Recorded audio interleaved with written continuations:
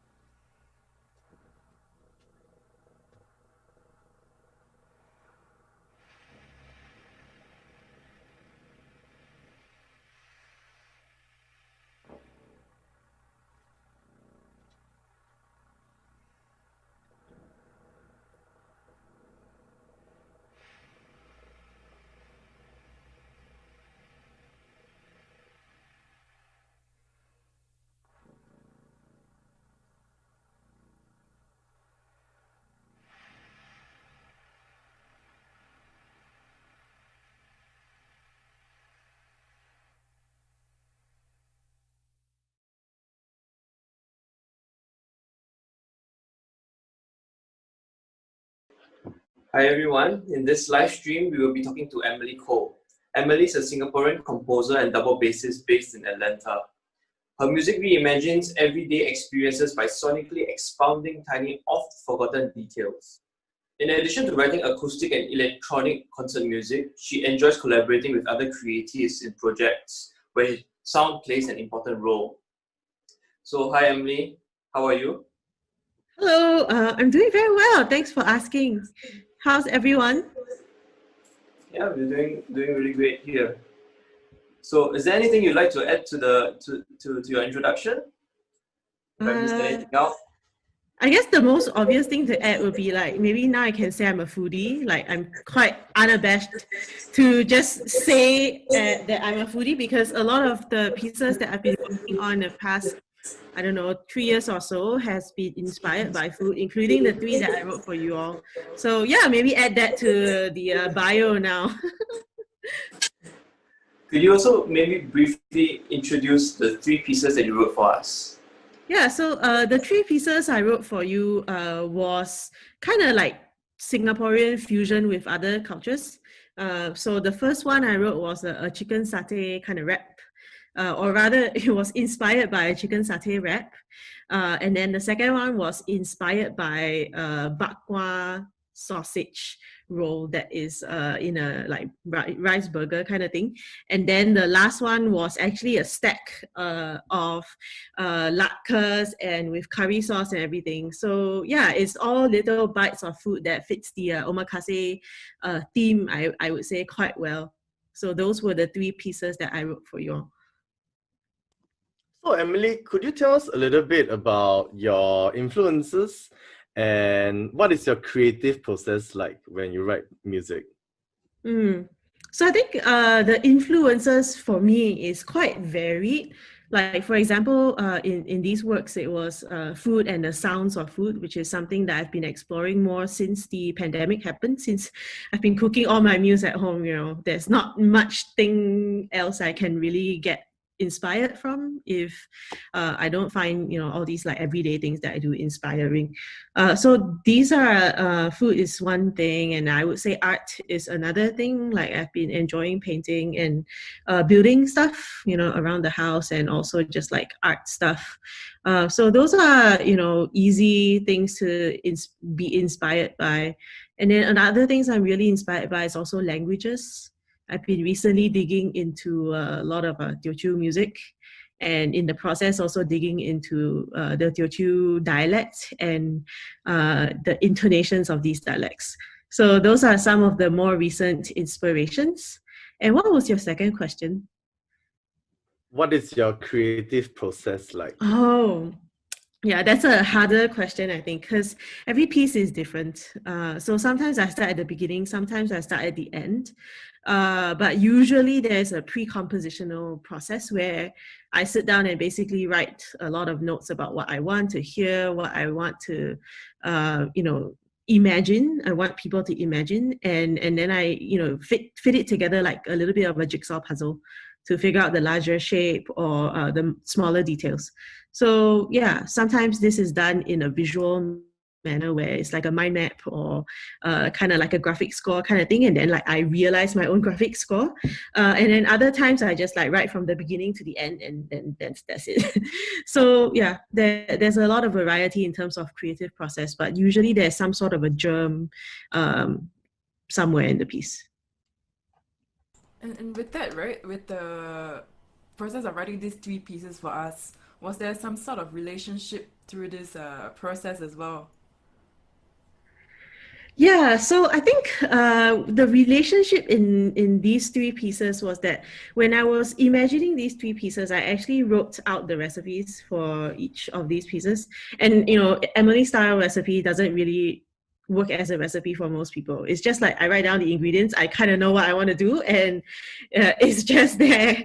But, you know, someone else might be like, oh, what does Bakkwa pork sausage mean? And in my head, it's like such a clear thing. So, you know, I really need to maybe explore writing it down as a real recipe for other humans. But anyway, all these started out as recipes. So when I was developing the recipes, I wanted some specific sounds that was characteristic of each little bite. So, you know, all the pieces have a crunchy note to it, I would say.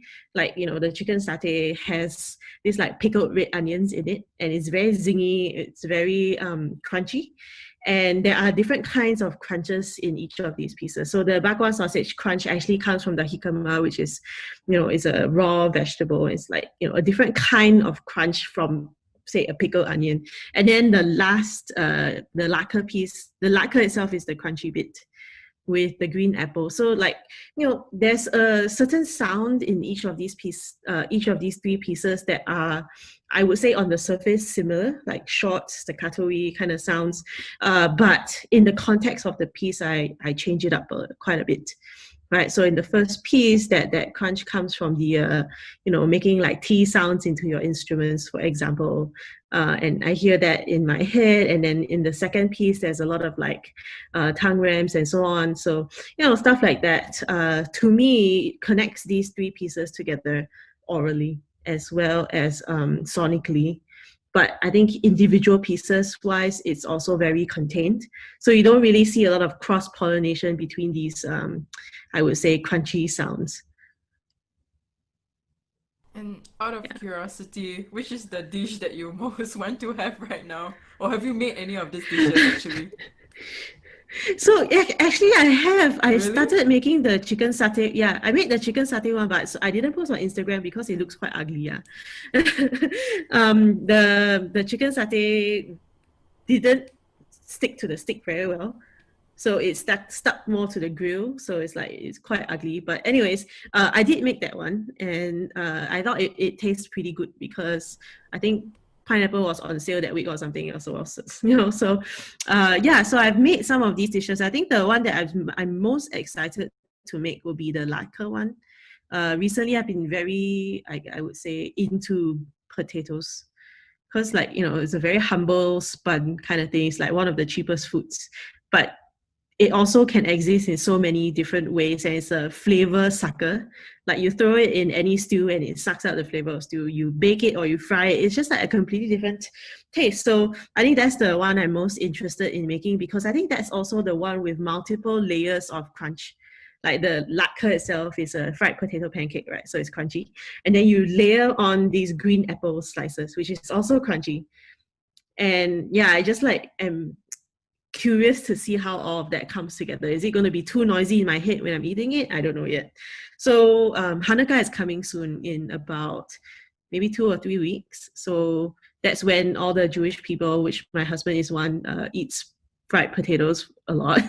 So we're probably going to try making this Latke in a few weeks. I'll hope that it's Instagrammable then.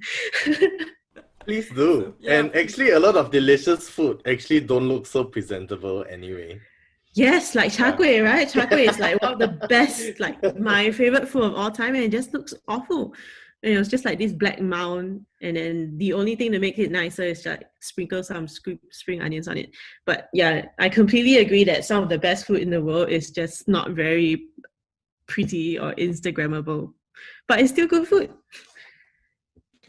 Yeah, I think you definitely you should share the recipe with us, and then we can have a little cook-off amongst ourselves. Yes. Oh, that would be great. I know Daniel's super excited about this. Yeah, and yeah, to also put Michelina out of her comfort zone a little bit, right? Yeah. Jen, Oh yeah. my gosh, guys. Maybe you should give her the Emily kind of recipe, the half-baked kind. I think That would suit Mish and I are just gonna be eating, not like, Eating. It's okay. As long as you eat and do the dishes, I'm fine with that. Yeah. We can be the judges of the cooking cook-off. Yeah. I'm always very skeptical about people who like don't cook but they want to judge things. Yes. Yeah, so they can judge their own empty plates, right? Yeah. For what they want. Oh gosh, the shit. Yeah. So much shit thrown. Yeah. Sorry. Yeah. No, No, okay, no. right. Now let's bring the conversation back a little bit. So Yeah. nice that you mentioned these different types of crispiness and crunch and textures in the music. And I think a lot of us as musicians, when we associate this word crisp, we talk about articulation, we talk about staccatos, we talk about all these punctuations of the articulation. And I think perhaps one of the challenges we've already had, even before receiving your piece, is this topic about, or this, our difference in articulation. And it's been a real challenge that, but we sort of like revel in this as well, that we explore these textures and this little difference in our staccatos and articulations.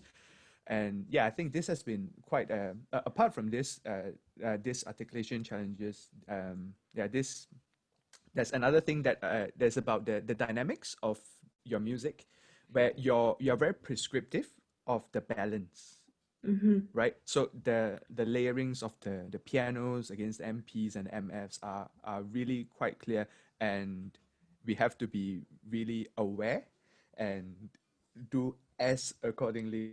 Otherwise, yeah, the balance could be like just a little bit off. So yeah, this I think throughout our preparation process, this has been two major aspects of the rehearsals that we faced and we had to work out, you know. And but it's been absolute joy to just work these things out with the quartet and yourself. And thank you for all your very clear directions. Like certain things just needs to be, you know, a little bit more articulated or shorter and softer or louder, and advising us on the balance as well. Because I think sometimes when we play, we are not so aware that we are not actually playing a piano, you know, but, you know, Right. yeah, to have it a little bit closer to what you have imagined. Now, on your part, during this compositional process, what are some of your challenges when you compose for the group? So apart from the two that you just mentioned, the articulation and also the balance, the other thing that was a little bit difficult for me, and I think maybe not for other people because they didn't choose this combination, but I chose all the low instruments that I could get. And part of it is because I just love low instruments. And then the other part of it is, it's a wonderful challenge on the low end of things to actually create this like undulating kind of sound between the entire ensemble. And that was kind of what I was interested in playing with, finding some sort of a balance that is almost otherworldly, because nobody expects all low instruments to play low at the same time together. And that's kind of what I want to dig into, because I, as a bass player, like I really, really, really love the low end of the instrument. I'm one of those weird bass players where I don't really enjoy playing solos. I don't like to play as high as possible, as fast as possible. I actually really like to play long, low notes. I say long, low notes. And a lot of the pieces I wrote for you weren't that low or weren't that slow, wasn't really that long. But if you think on the larger scale of the three pieces, right? It's actually, there are some moments of lengthy, low, atmospheric kind of sonicity that you wouldn't have gotten if I had used, say, asked Mitch to play a higher soprano saxophone or anything like that, or asked Daniel to play a clarinet, or even worse, like E-flat clarinet, that toy, right? Like, it wouldn't work. And I think there's something really beautiful about this combination of all just low, sexy instruments. So yeah, SEXY, not the AXY. So that was a challenge that I brought onto myself. Like, I actually initially only wanted to write one piece with that instrumentation and gradually, move up higher into the registers. But after the first piece, I was like, man, there's just so much more that I can explore with the bass clarinet and the baritone saxophone in this setting, that I decided to write all three pieces, using that same instrumentation. So I apologize for having you lug your biggest instruments around, but I think sonically, I think it's just beautiful. Did it surprise you when you first heard the recording, how everything came together, or was it sort of what you've expected already? I would say, I think for the first one, it was rather surprising for me, because I really didn't know what to expect. Like, I had some idea in my head, and then after that I heard it and I was like, oh yeah, it's a lot more varied than I had expected. And I think, in that variety was kind of where I decided that actually there's a lot more for me to play with. So, I decided to write two more pieces with the same instrumentation, because my initial plan was to write the first piece as low as possible. And then in the next piece, I will ask Mitch to play a higher, like an alto saxophone or something. And then the last piece would be the one that is the highest. But, in the end, I totally ditched that plan. Yeah. Yeah, but in saying that, our low instruments are also fully capable of playing really high stuff. Oh yeah, totally. Yeah. So this was also something that you exploited, and which was really, really nice. Mm-hmm. And because the high instruments would never go so low. Yeah. Mm-hmm. And the highs could actually be met by our bass instruments too. Yeah. Yeah. And I would say the bass instruments high registers are actually more interesting because they're a little bit more tender. I would also say, they are less predictable. Like, for example, Mitch had to play, some teeth on reed stuff, right? Which is, up there. And sometimes it's just harder to control, like when the sound is going to come out or when it's not going to come out. And I think there's just a beauty in these unknowns. And that's kind of what I like about it as well. And all the vulnerabilities as well. Yeah. Yeah. So beautiful. Which is also somewhat like how fusion food is. There's always this vulnerability. Yeah. Yeah. To a lot of judgment. Yes, a lot of judgment. Super a lot of judgment. But, if you don't innovate with your food, then, we're all going to see the food culture die. Right? Yeah. So, like music, we just have to keep, pushing forward and pushing out of the box. Yes. And during this pandemic, you've been writing a lot of music, and you also have a lot of new commissions coming up. How do you feel as a composer that new compositions could reach and catch the attention of a wider audience? I mean, I think it's wonderful. Like, actually, I've been, kind of not so shyly saying that the pandemic is bringing us a lot closer. Like, during this pandemic, I've been working a lot with a lot of Singaporean artists, more than usual. And I think, part of the reason why is probably now we're all online, now we're all a little box on Zoom. Like, does it really matter that I'm not in Singapore? It doesn't really matter. And in a way, it's almost even better because I was doing a film project, and because of the time differences, we actually had like twice the amount of time.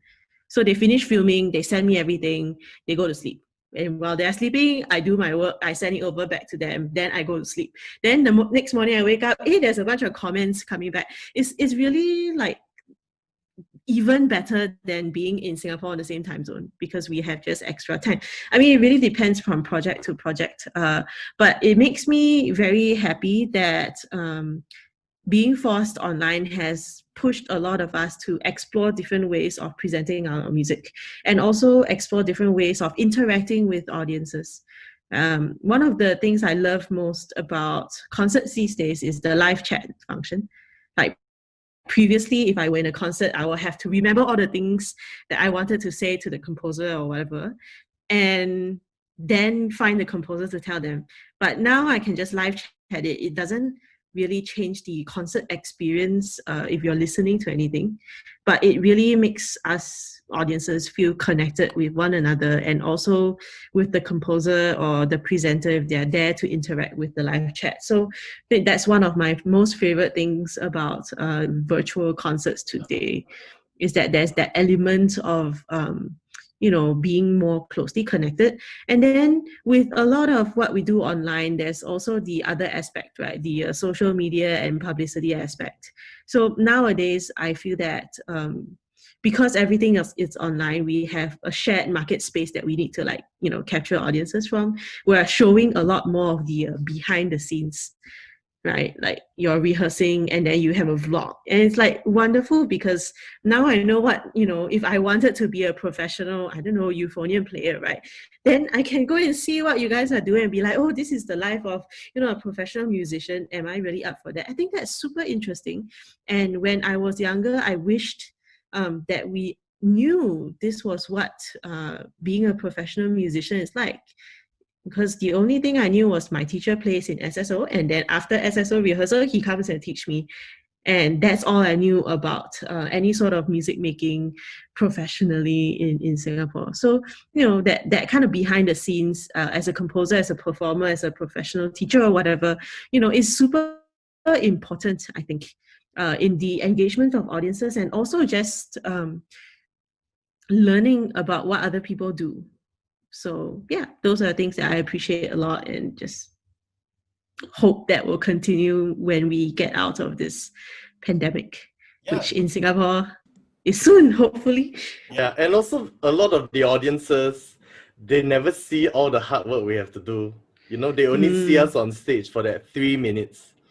Right. Yeah, if it's just a short piece, and they don't see that we have to practice so many hours and put in all the hard work, yeah, and which is what they always say, like 台上1分钟，台下10年功. Yeah, so nobody sees the hard work that musicians do. It's always just a very glamorous job. Yeah.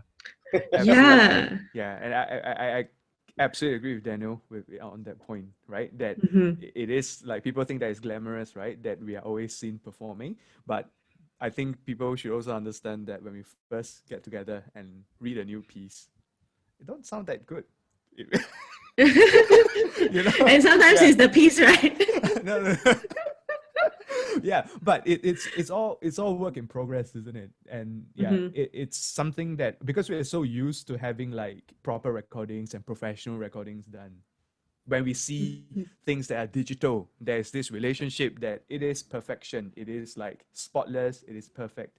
And that when we start to explore this sort of preparation process and behind the scenes stuff, I think it's a lot more, I think, quite interesting. And I hope it also gives people this idea that, we don't read the first piece and then like it's straight away good, and then we really do come a long way, and throughout the entire rehearsal process. Yeah, I completely agree. And I think from the composer's point of view, we don't really, like, when you asked me to do the vlog thing, right, I was like, I'm a bit shy to show what I'm doing right now, but I'll just, I guess, talk. So from my point of view, the composing part is harder to share. Share about, but I'm happy to do a lot of like these like interviews and talking about what I have done rather than show people or live stream, my composing or anything like that. So yeah. So Emily, earlier you mentioned about when your compositional process for these 3 pieces, you imagine all these sounds, and I think as a quartet rehearsing, we're still trying to imagine the sounds and trying to really try and portray the different moods that you set of each dish, right? So what about like on your side, like how would you envision like what the audience would experience like for each of these pieces?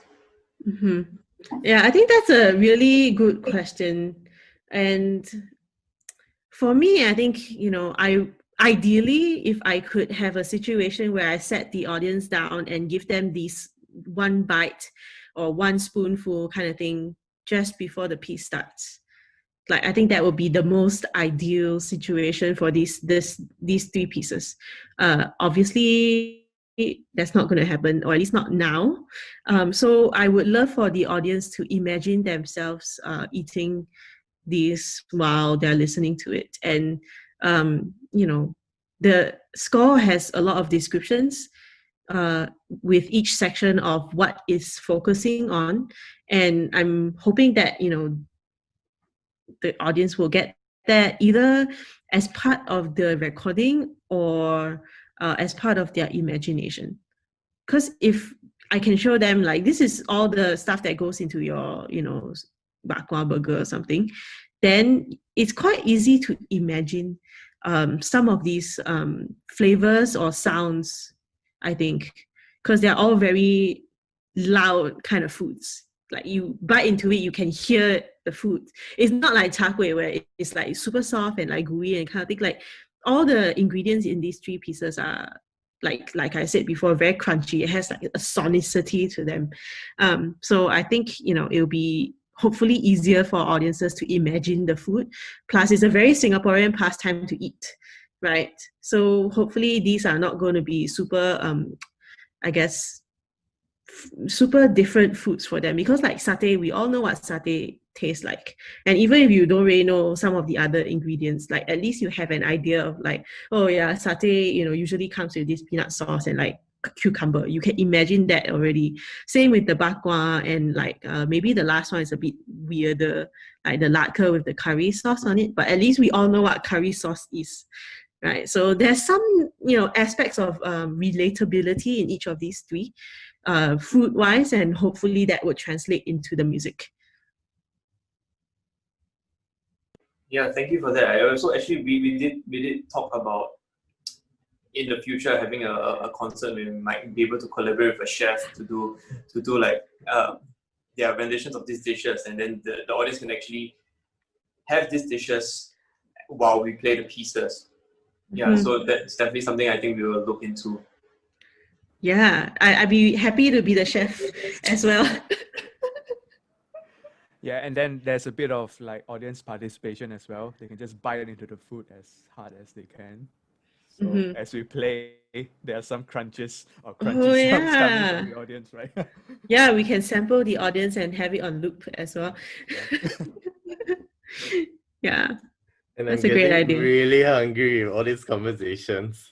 Well, it's coming up to your lunchtime. Yeah, and also because I can imagine like how some of the flavors are too. Like the Bakkwa sausage, like I've made Bakkwa before when I was studying in the Netherlands. Yeah. So it's basically just like a meat mince, and it's not as complicated as people think. And no, it's not. Like because the first few trials of my Bakkwa didn't work, so I just used the mince as like for fried rice and all that, and it was so good. Yeah, it is so good, right? Yeah. Like, I think so. I did the same. I made Bakkwa as well. I think the hardest part is actually to get the like chao ta smell on it. Like it's so easy to roll it out to grill it, but I think distinct thing about a Bakkwa is that it has the char, like super white surface area and like all the crunchy black bits on the edges. That is difficult to do, right? So, anyways, yeah, I think I'm very hungry now, so like, yo. Yes, thank you so much, Emily, for your three pieces, and also thank you for coming on to chat with us. Yeah, of course. I'm so happy always to talk to people about music and food. It's the best combination of things to talk about. Okay, and to all of you, thank you for tuning in to Aural Bytes, a musical omakase, and we hope you enjoy the pieces. Thank you. Bye. Thank you for tuning in to Aural Bytes, a musical omakase. This project is generously supported by the Singapore National Arts Council. For more information, please find us on Facebook and Instagram. We are Koumusic, Koumusic. Stay safe and we hope to see you at our next show.